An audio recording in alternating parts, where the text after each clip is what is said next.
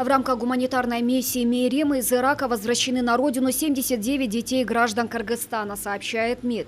Сегодня в страну прибыл специальный борт. Следует отметить, что эта гуманитарная миссия является первым репатриационным мероприятием подобного характера и масштаба.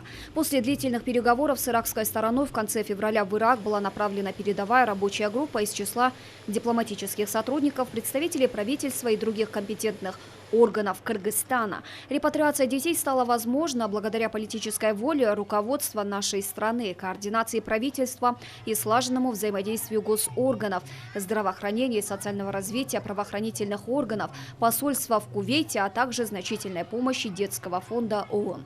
Возвращение детей на родину является частью алгоритма репатриационных мероприятий, согласно которому соответствующим службам предстоит работа по проведению их реабилитации и ресоциализации для дальнейшей передачи родственникам.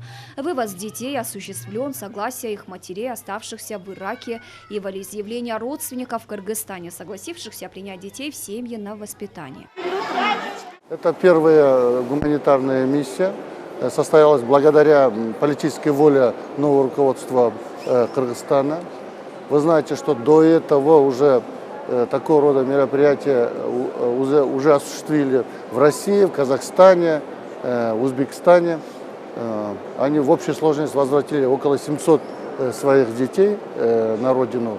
Я хотел бы выразить искреннюю благодарность правительству Ирака, Министерству иностранных дел Ирака, представительству Детского фонда Организации Объединенных Наций ЮНИСЕФ, а также всем нашим министерствам, ведомствам, которые активно принимали участие в возвращении детей наших граждан на родину.